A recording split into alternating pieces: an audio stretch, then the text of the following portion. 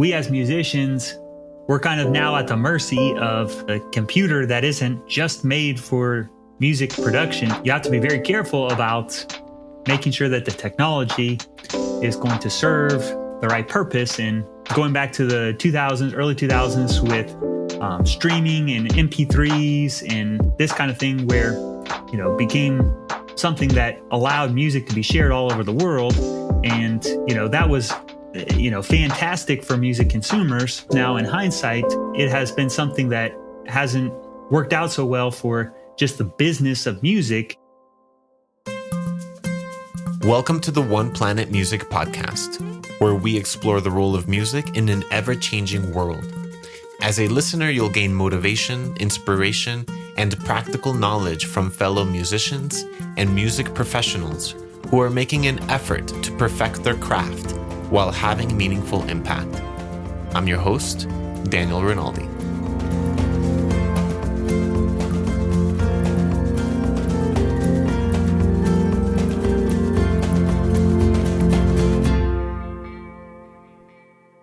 On this episode of the podcast, we're going to be looking at technology and how it has affected music, both positive and negative.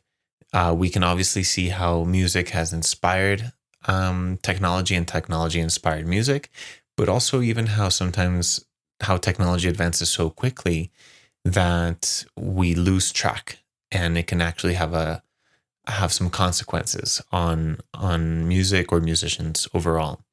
So I get to have this conversation with Eric Tarr. Check it out. He's the founder of Hack Audio that teaches beginner, intermediate, and advanced folks in software development for music. So like in developing plugins and effects and things like that. He's also a contributor to the Pro Audiophiles that many of you might be familiar with, that has online tutorials on music production and engineering and things like that. And he's currently a professor at Belmont University in Nashville teaching audio engineering technology, but he has his PhD in electrical and computer engineering. He's also has a background in math and obviously in music. He's a producer and engineer. Anyways, the list goes on. You'll get to learn more about him as we talk. He's definitely a jack of all trades, but he's definitely into combining both worlds. So we get to talk about developing plugins and software and what all that means and how somebody who doesn't know anything about it can get started. We also talk about this notion of how many people want to go back to the nostalgic past of recording on analog tape and having an 80s vibe in their music, sort of going to the past. But also where we're going into the future and looking at virtual reality and different things that are still left to explore. So anyways, I don't want to give you too much. Let's just dive right in with Eric Tarr. Eric, thank you so much for being on the podcast. I would love to get started asking you, what is your earliest memory of music? Well, I was fortunate enough, or also kind of wrangled into participating in music lessons from a pretty early age by my parents. And so there was kind of a love-hate relationship initially for me pretty early on, age 3, age 4, taking piano lessons. And, there were some things about music that I kind of gravitated towards and latched onto. But I'll also say at an early age, it was the sort of thing that the discipline and things that are necessary in music, I kind of thought a little bit about whether I would get into it. But for me, some of the early memories of music are sitting there at the piano and learning the scales and all that kind of stuff pretty early on. Mm. Now, you have an interesting background because you're not just in the music world, you're also in the computer and engineering world. You did your bachelor's and master's and PhD in electrical and computer engineering, focusing on digital signal processing, and we'll definitely get into that. But, which one came first, music or engineering, or was it a mix?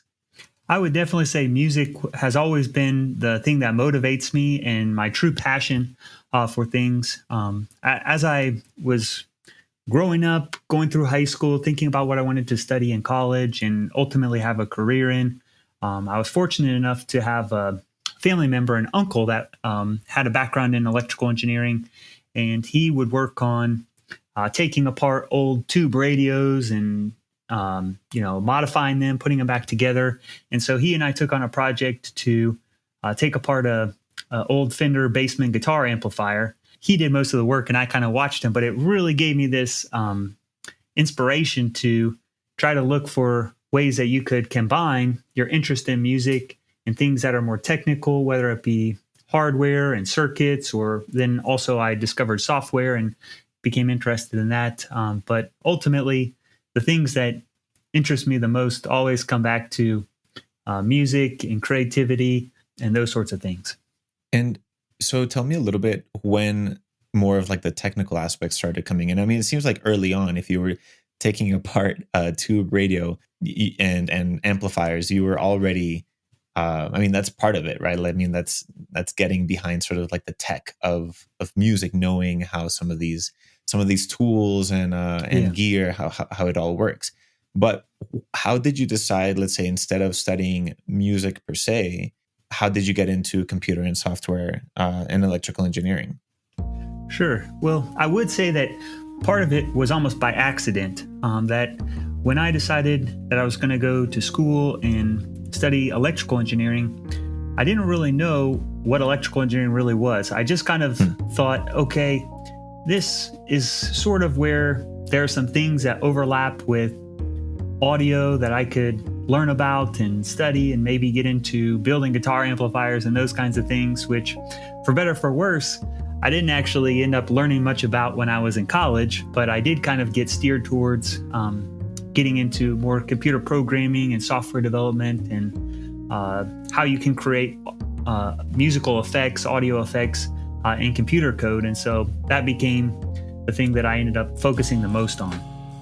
When you were going into that, since you said it was sort of by accident, did you see yourself like at the end of all this sort of marrying the two worlds of music and software development?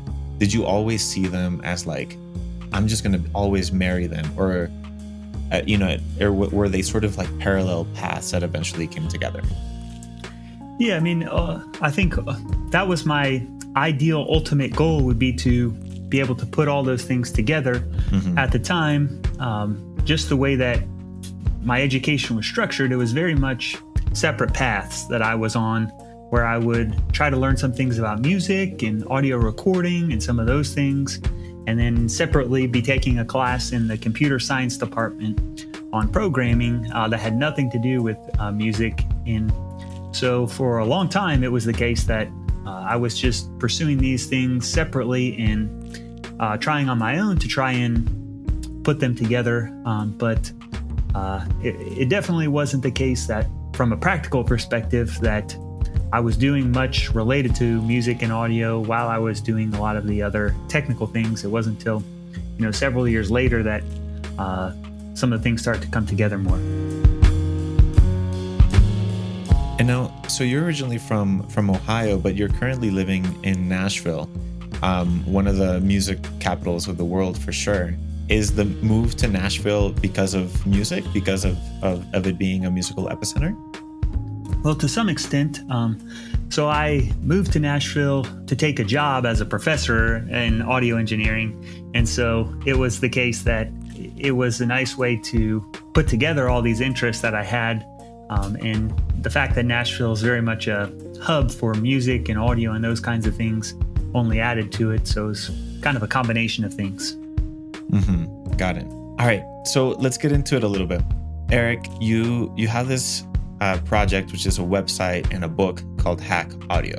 I find it so fascinating. And what I understand from it, it's basically bringing like audio software development into the hands of the people, like making it both for beginners and for advanced people. So what can you tell me about it? What motivated you to start that project?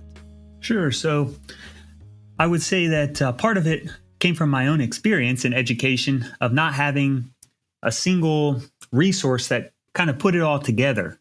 And so I wanted to do exactly that, try and come up with a book, try and come up with a website, tutorial videos that someone in my shoes coming up a few years behind me that was interested in similar kinds of things, they would have an opportunity to, find something where a lot of stuff is just put together for them, and to try and use their interest in audio and music as a way to explore something like computer programming, which on its own might seem like a very, boring topic, or I don't want to criticize it too much, but I think there's just some I think you're in the field. You can criticize it as much as you want. Yeah. So on its own, maybe it's not the sort of thing that a typical musician is going to just want to spend all their time doing.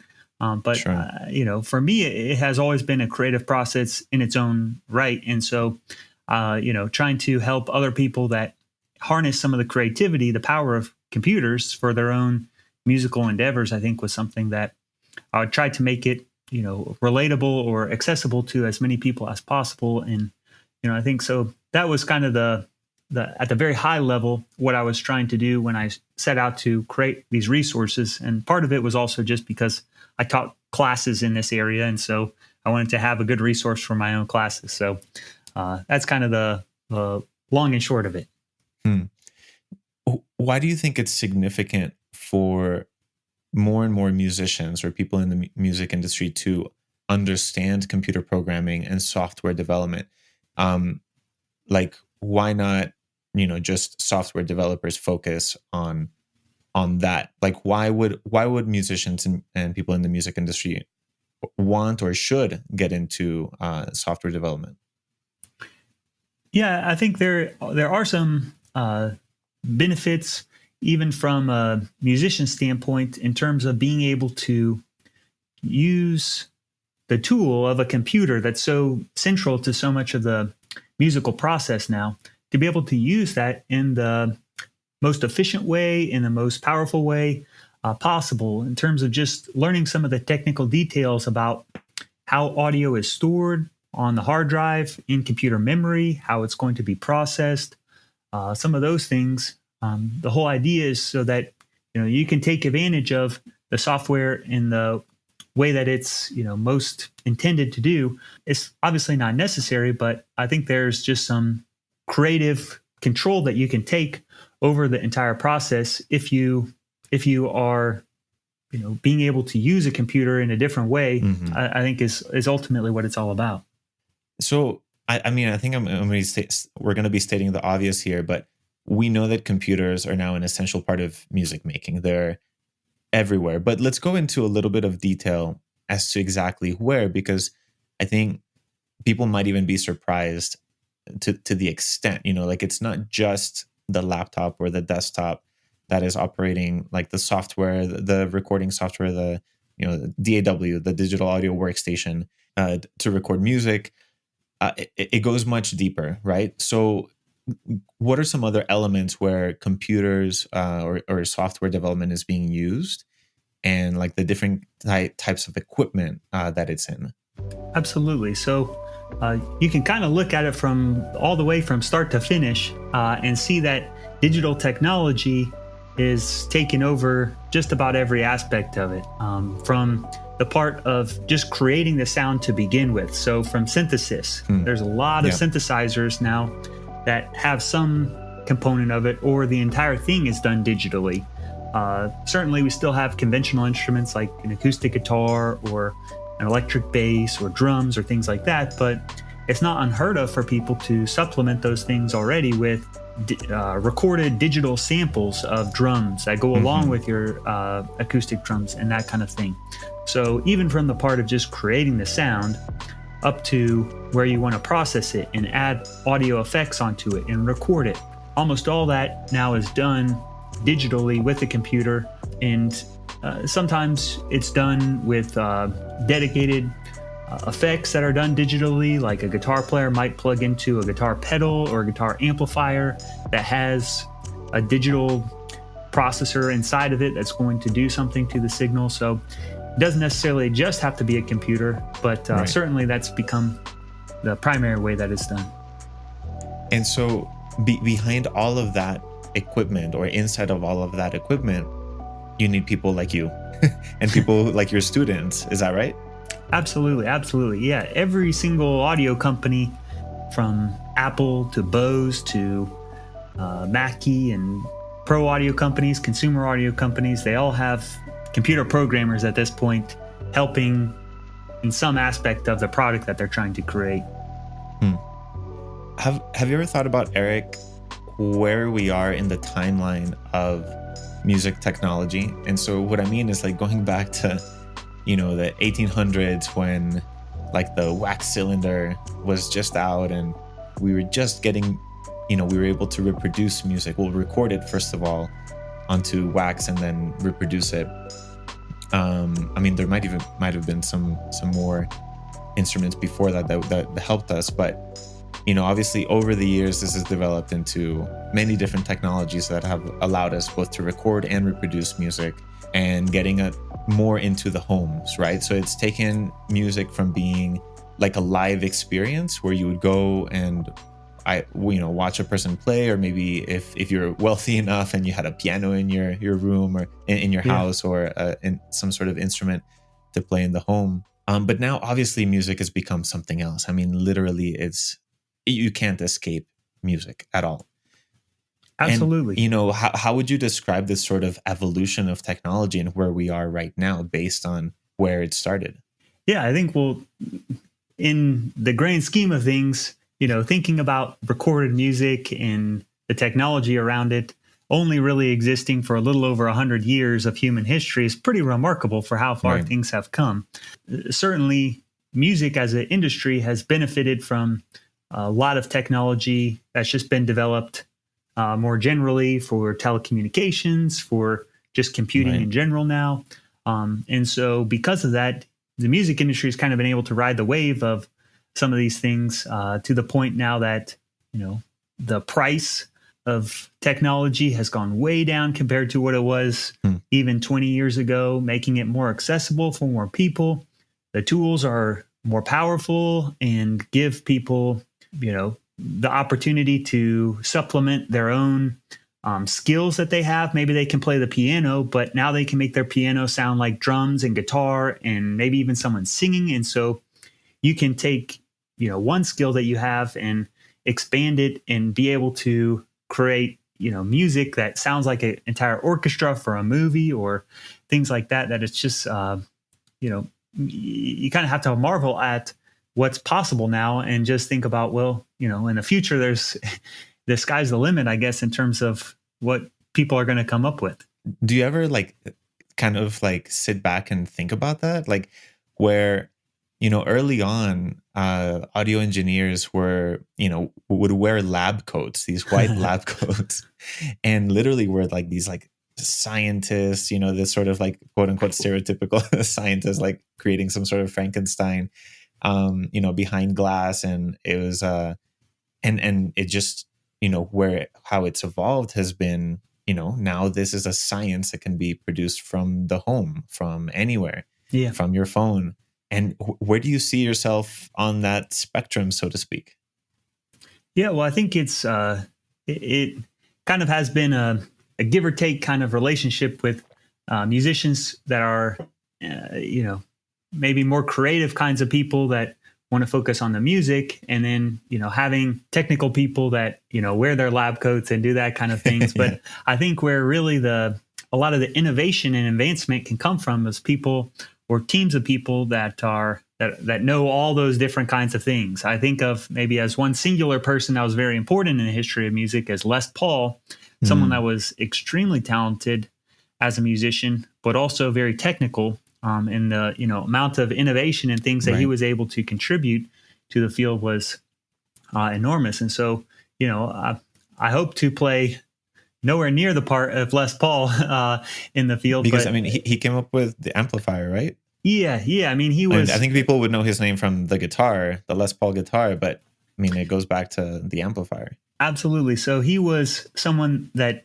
even the electric guitar was something that he was someone that was developing, and he wasn't the only person at the time, but kind of some of his early designs are considered to be the first successful designs of electric guitars. Then he got into multi-track recording. He was the first person. It's kind of weird to think about, but the idea of recording multiple signals separately and then putting them all together wasn't really something that happened until Les Paul came around and, wanted to layer his own instruments and his wife's everything vocals. Was recorded with one microphone in the center of the room. Exactly. Musicians would just sort of position themselves close or far away from the mic.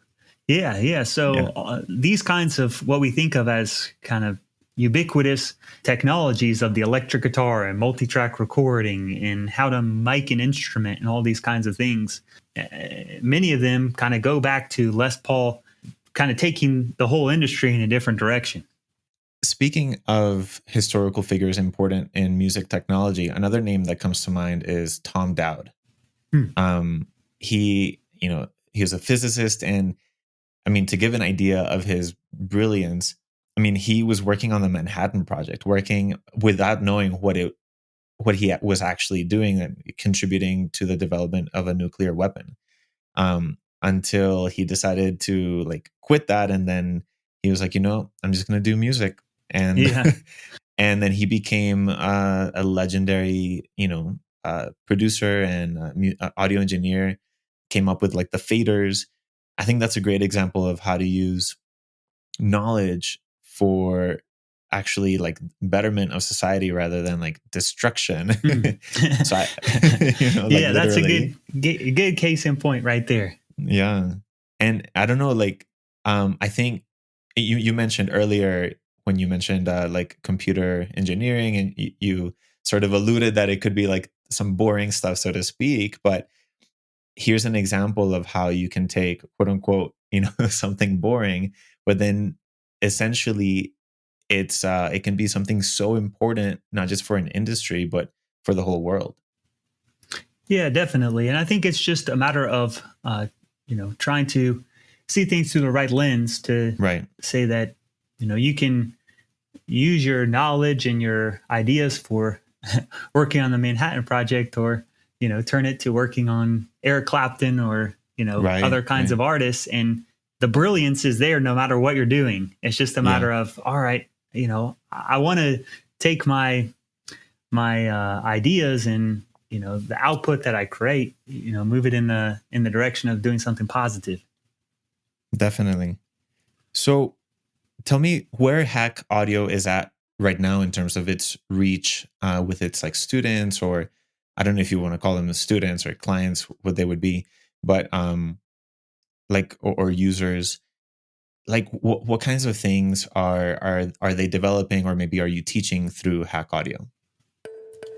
Yeah, so it's definitely, in some sense, kind of a homegrown sort of a resource where I wrote my students into using it a lot, and so I can say that I have a lot of my own students that are working on it. But I've been fortunate enough to connect with other teachers from all over the world that have come across the website and the book that are starting to incorporate it in their classes too. So it seems like there are some people, in different places in Europe, in Hawaii, in Australia, in Japan, that have reached out to me to say that they're, using the resource as something that they can use educationally as well. And that's just the people that are as part of universities that are trying to teach similar kinds of things.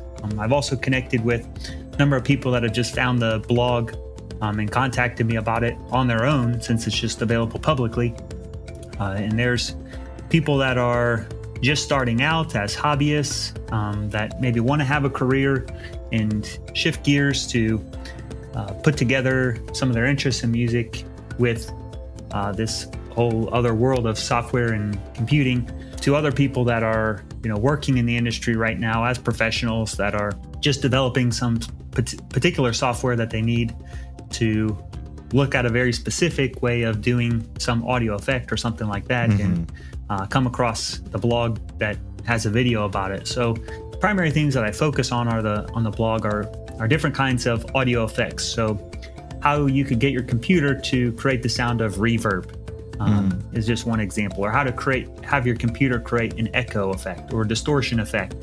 And the different sounds of these audio effects is the primary thing that I focus on. So It's a sort of thing that people will find just because they're very much focused on a specific tool that they're trying to create, or sometimes, they'll come across the blog with the whole purpose of just, I want to find out about audio and computing in general. And so It's a wide range of things. So let's pretend somebody is, going on there as a beginner, like maybe as a musician, definitely has good experience with music, but none with software engineering or, computer engineering. What would be the beginner thing to do? What would be something that somebody could get started on? The first thing would just be to get software installed in your computer. And the good thing is there's videos that take you from literally square one. You have a computer. Now you want to start doing some programming on it. Let's get some software on there that will allow you to communicate with your computer, to give it instructions, to give it tasks to do, like find a sound file on your hard drive and load it into memory and then play it back and do those kinds of things. So kind of just the ins and outs of working with sound files and being able to program in an environment on a computer, those are the first and most important things to be able to do. What would be a little more intermediate level? Let's say somebody already has recording software at home.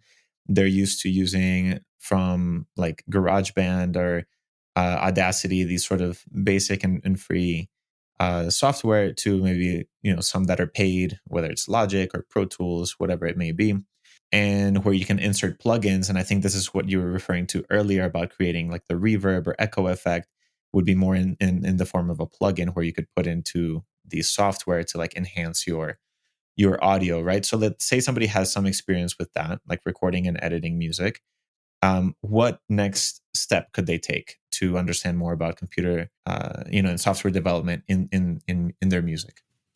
Yeah. So one of the things is tools are available now, even for free, for people that want to create their own plugins. And so I have lessons on doing that as well that are specifically focused on how do you create the tool itself that is going to be loaded into GarageBand, or the tool itself that's going to be loaded into Logic or Pro Tools or whatever it is. Mm-hmm. So that in and of itself is a thing to get familiar with and is a nice kind of end goal for a lot of people to work towards, to say, all right, I need to start from square one and build up to the point of understanding it where I can actually create a plugin and send it to my friend and have them use it on their session or use it on my own session is a lot of times the end goal of things. And there's certainly all kinds of different levels of complexity, from starting out and just being able to change the volume of a signal in your own plugin, or perform like amplitude modulation and a tremolo effect, all the way up to complex things that might be like a chorus or effect or reverb or some of the other ones that I mentioned. Great.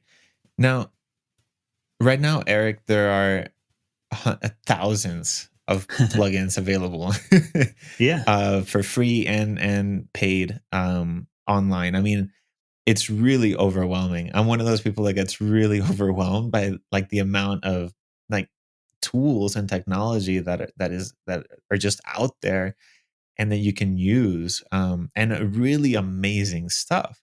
But also there's a lot of overlap. I mean, to my ears, a lot of them sort of are doing quote unquote the same thing. Obviously, people with more advanced hearing would notice, oh no, this one is warmer, this one is cold, this would describe them differently. I guess my question would be like, if there's so much out there, one might ask, like, do we need more tools? Like where is it all going? Yeah, that's a great question. And as someone that has studied and analyzed some of these things, I can tell you that there are a lot of tools that basically do the exact same thing. Now, that's not to say there aren't interesting examples of things that people create that the sound of it might be identical to something before, but maybe they came up with a better user experience, user interface that makes the tool where it looks cleaner, it's more beautiful. It looks cleaner, it's more beautiful, more intuitive. It might speed up your workflow in terms of fewer mouse clicks that you have to do, and all these kinds of things do they matter? Well, maybe, maybe not, depending on whether you need to buy another equalizer or whatever it is. So there are some things that are redundant, unfortunately, that, you have 100 different equalizers that are literally running the same mathematics behind the scenes. That's Right. kind of well established that most people are going to end up using. But there are also some new and creative things that the whole goal is to not try to create a conventional audio effect, not try to replicate, a common tool that's found in the analog world, but try to do something that can only be done in the digital world. And so, I would say that there are still brand new ideas that it's like when somebody releases, I'm like, whoa, this is completely new. I can see how people are really going to get inspired by this. And, the ultimate goal is situations where you have effects and things that kind of just inspire a whole new style of music production or creativity that, I think of an example like auto-tune, for better or for worse. Sure. Some people criticize it, but kind of the development of it put its own signature sound. That it was like something that didn't exist before. And when it started to come out, it had its own signature sound that everybody was using. And it's like, yeah, that is a new thing, for better or for worse, that definitely had an impact on just the culture of music. And I think that's the ultimate example of something that happened relatively recently that revolutionized the way that a lot of people were making music, the sound of music, just in the popular, culture. So there are examples of those things that are still happening, that it's not, all the ideas haven't been figured out already, I guess is the way to say it.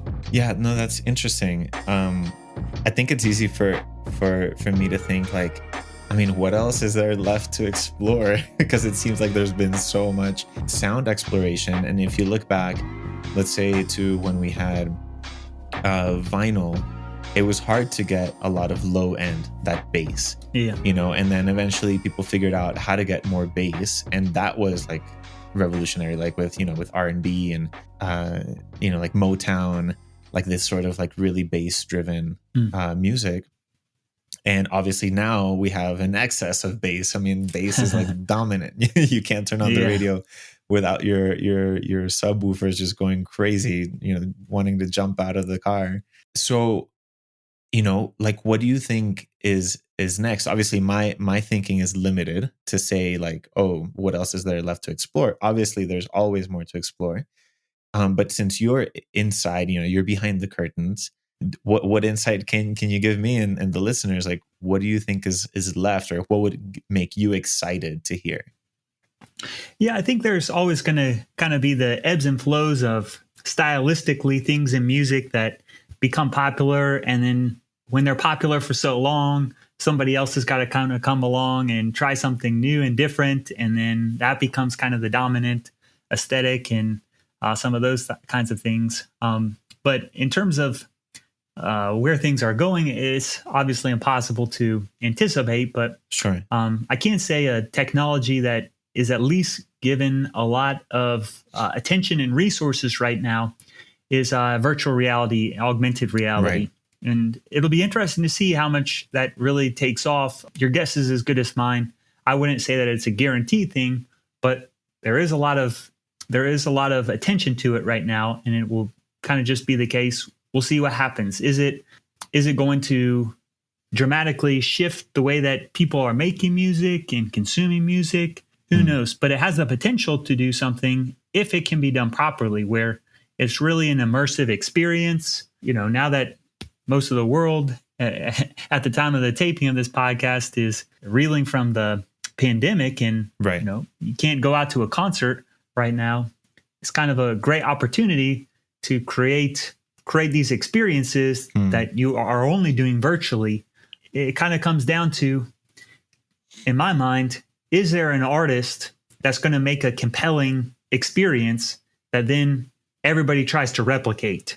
And, maybe it's a few artists that do something in a cool way that then becomes the standard that, all right, now we're going to make our concerts like this or whatever. But it's always going to be the case that there needs to be some experimentation. And sometimes it works and sometimes it doesn't. And that kind of goes with the territory on it. But it's definitely the case that a lot of times the music production inspires the technology. A lot of times the technology inspires the music production. So these things kind of have to work together to really, develop something that is groundbreaking and something new and innovative. Yeah, that's really interesting. And since you mentioned the quarantine and how a lot of people are social distancing or in strict quarantines, one experience I've had recently during the quarantine is to be able to produce long distance in a live setting. So, for example, to record somebody live and actually control their computer from my end and press record and stop on their computer while they're recording, and while we're doing a Zoom call as well, and so we can see each other's faces and talk, and it feels very much like as if we were together, obviously with some limitations. So do you see that as another example, as like another area to explore, especially with people being from their homes? Like, how can they collaborate internationally just from the comfort of their homes, and more like in a live sort of scenario, like recording maybe at the same time or something along those lines? Absolutely. Yeah. I think the technology is there to make it possible for musicians to collaborate together in real time. I mean, I think there's the goal to make it so that musicians can work together, and then their fans can experience what it's like live and in the moment, because it's always going to be a little bit more exciting when it's not something that's pre-recorded, and all those kinds of things in terms of the live music experience. The fact that we're kind of we're constrained by just what's happening in society right now, I think is an opportunity to test some stuff out. And, what is it going to be like if you have concerts that are both attended in person a few years from now, but then also you can have your fans from all over the world tune in virtually as if they're there in the front row and experiencing it. Or maybe you can get a team of musicians together from all across the world and have them record in real time in their own studios, rather than having to get everyone together in the same room. But if you can make it seem like they're all, being able to feed off of each other and watch what another person is doing and respond to it in real time, I think that's where the technology of being able to do things immediately in the moment is all of a sudden extremely relevant to lots of things related to music. That's like the drummer's dream, to not have to pick up his or her drums and put them in a van and drive somewhere and set up again, and a 3-hour process. Yes. Instead, just record with holograms with your bandmates. Yeah. Maybe in the future, you'll have all the band except for the drummer go to the gig, and the drummer will just be at home from the gig. That's right. Yeah. So we've talked, Eric, quite a bit about, like, let's say how music technology has obviously contributed to the advancement of music and musical culture, and how sometimes music inspires or influences the tech, and sometimes the tech influences or inspires the music. Do you know of any examples, or can you think of how, like, let's say the advancement in tech, which sometimes to me seems super fast, especially how, like, every 6 months I feel like I feel forced to upgrade my operating system, or where if I upgrade a software, then it won't be compatible with this or with that plugin or this or that. It's like crazy how fast things are advancing. Can you think of any examples of how the advancement in tech, or maybe the speed at which it's advancing, is it hurting it in any way, or is it all good? Yeah, there are definitely things that get in the way, and because we as musicians, we're kind of now at the mercy of a computer that isn't just made for music production, in the same way that a tape machine 30 years ago, it was made with a single purpose in mind, and that is to record sound. But your computer isn't that way. And so you have to be very careful about making sure that the technology is going to serve the right purpose, and not going to, you can certainly run into all kinds of problems, and not to pick on Apple, but they're constantly updating their operating system. And for a developer, someone doing software development, it's impossible to keep up with how often they're making just absolute major changes to things that it's like the world of audio software isn't even up on last year's operating system, and Apple's already announced next year's operating system. It's like we don't even have things working from last year, let alone are we going to be ready for the next year. So it's kind of sad. Sounds so frustrating but that's kind of goes with the territory now. I mean, I would say, kind of taking a step back, as another thing that has been unfortunate for the music industry has been what happened with going back to the early 2000s with streaming and MP3s and this kind of thing, where the technology for data compression on files, not just musical files, but things on the computer, any files, became something that allowed music to be shared all over the world. And, that was, fantastic for music consumers. Looking back 20 years now in hindsight, it has been something that hasn't worked out so well for just the business of music in terms of the amount of revenue that's now generated for musicians, for record labels. That things have shifted dramatically from buying a physical product to the technology now making it possible for stuff just to be downloaded or streamed all over the world. That unfortunately, what has happened in the mind of the consumer is just the value of music, unfortunately, isn't what it was from before. I think, at least in the recorded format. Exactly. Yeah. So I think part of that was just because music was almost like the first media that got exposed to this new kinds of technology, where people weren't trying to download in 1999. People weren't trying to download and share, gigabyte movie files. And so the music industry was kind of, unfortunately, the guinea pig with this new technology. And then the movie industry and television, everything was like, okay, we don't want to go anywhere near that until we figure out how to secure and protect the technology. And then kind of, unfortunately, in my opinion, at least, music kind of took the hit on it. And then some of the other ones, streaming and things with Netflix and movies, the business model was able to develop alongside the technology. A little bit slower, like a little more organic, so to speak. Exactly. To the point where, people, the average consumer still thinks, all right, if I'm going to stream a movie from my television, it might cost me $5 or $10 just to rent it. But, the idea of listening to music in that way, no one would pay the same amount of money for a similar length experience that, unfortunately, it's just kind of the technology did impact the industry in a way that, one could argue it benefited the consumer, but maybe not the artist as much. The creators. But, yeah, that's really interesting. And I mean, obviously, some people now, there's still a lot of criticism for that, and a lot of, musicians and artists trying to go back to, quote unquote, the golden years of, selling physical music, CDs. I mean, vinyl is the number one physical medium of music being sold. Yeah.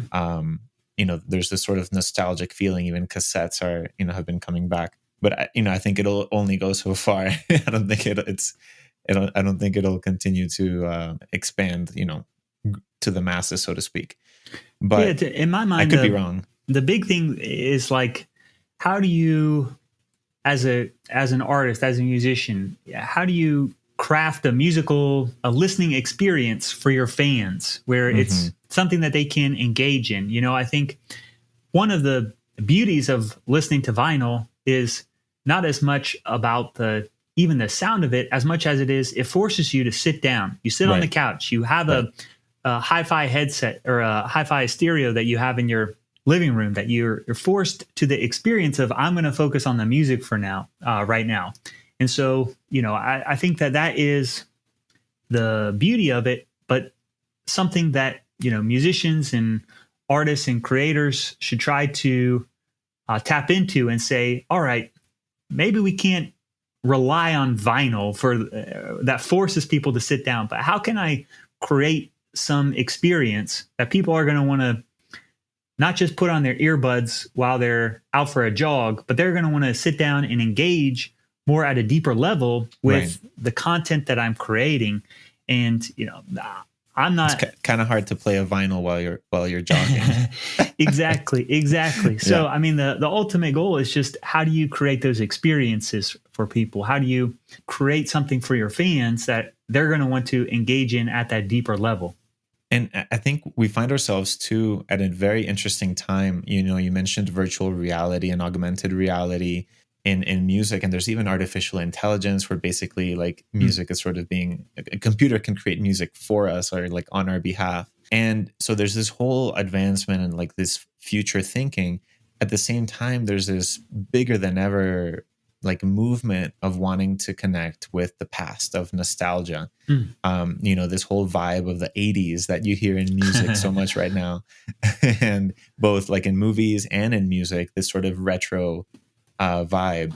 I just wonder kind of like what this all means, like how do we marry the two? Or people want, musicians and engineers or producers wanting to record with analog, therefore like with 2-inch tape, or straight onto even onto cassette, or multi-track. Like I don't know, how do you see these two worlds sort of marrying each other or continuing on? Like, will in the future will they be looking back at this new 2020 as like as like the nostalgic past? You know what I'm saying? I don't know.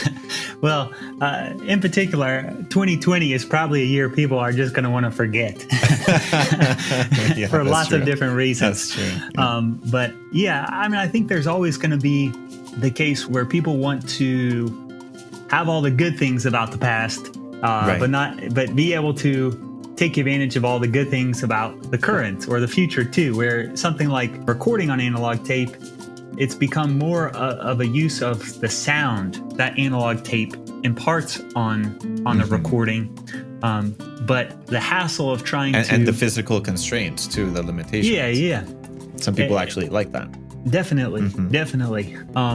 In almost all cases, people are still going to use a computer for storing the recording long term and all these things, because you Right. don't want to have to worry about your recording on a piece of analog tape. So it's like you're still going to want the things that are great about the past and try and cherry pick those, but also recognize there are plenty of things about recording on analog tape, or name the technology, that it's like, yeah, there are some of those things that are good to leave behind. In my opinion, I think there's always going to be people that, from a creative standpoint, try and tap into things that people are familiar with, and then try to tweak it and put their own unique signature on it. And so the fact that a lot of times right now we're listening to pop music that has a feel of the 80s.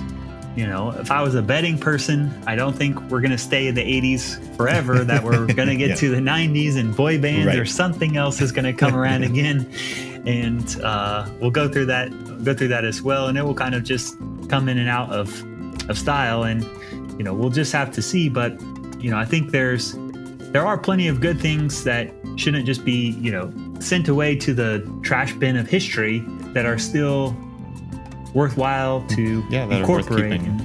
And it's, you can come up with something that's really interesting to reimagine what an 80s song would sound like if you were using some of those production techniques, but you have all these new tools, the computer and all that kind of stuff, that it can just be a inspirational aspect to incorporate in the creative process.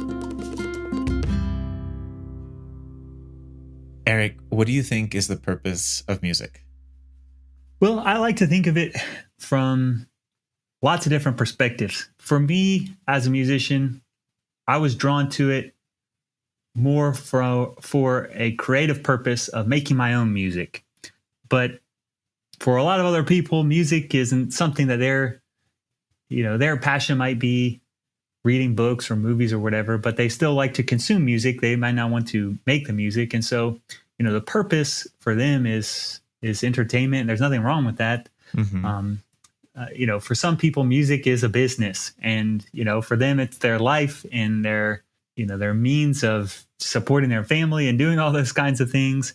So I don't know if I could nail down really the purpose of Yeah. music. If I had to describe it culturally, I think it's something that as a society we use as a way of expressing ourselves, and whether that be expressing ourselves by making the music ourselves, or a form of expression by picking, I like this kind of artist, I like this kind of music, as a way of expressing myself as I'm this kind of person.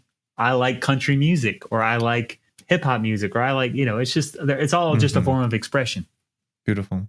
We've talked so much about like the past and the present and even like where we're going into the future. But let's say for you, what's something that you're looking forward to that maybe is coming up in the near future for you in particular?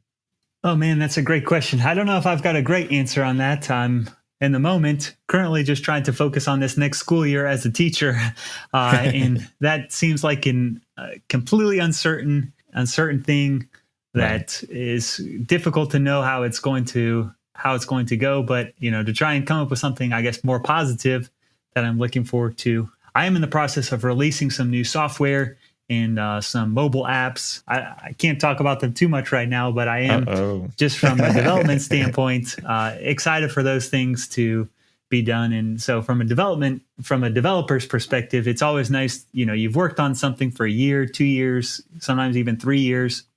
And it's like finally to see the end of the road is something that I'm excited about for a few projects. Well, and you're a new father That's true. of how many months old is your baby? 2.5 months. 2.5 months. Wow. So what has that been like with putting that into the mix into your world now? Well, very exhausting. Yeah. As anyone that has ever had a newborn has experienced, that there's, you try and sleep whenever you can, and just kind of manage and survive the first few months, but it's going great. Wonderful to hear, Eric. Where can people contact you or get to know more about the work you've done? Yeah, probably the easiest way is just through the Hack Audio website. You can find it on Google or hackaudio.com. And, I have ways of people getting in touch with me there. You can probably track me down through my university. I teach at Belmont University. And if you wanted to email me, my email address is publicly available there too. And, I love to connect with people. I have a YouTube page that's on music production and some of those kinds of things. So, tracking me down on YouTube, you could find me there and send me messages too if you're interested in trying to connect. Awesome. Thank you so much, Eric. Thank you.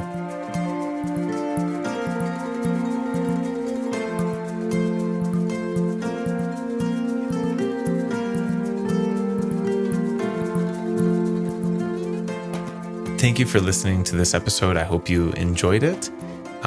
You can check out the other episodes on whatever podcast platform you're listening to. And remember, you can also go to the website, oneplanetmusic.com. And if you don't know what to tell other people, if you want to tell them about the podcast or other services that we offer, tell them about oneplanetmusic.com. And all the information's there. All the links to the social media profiles are there. That way you can share with your friends and family and, share a like, comment, etc.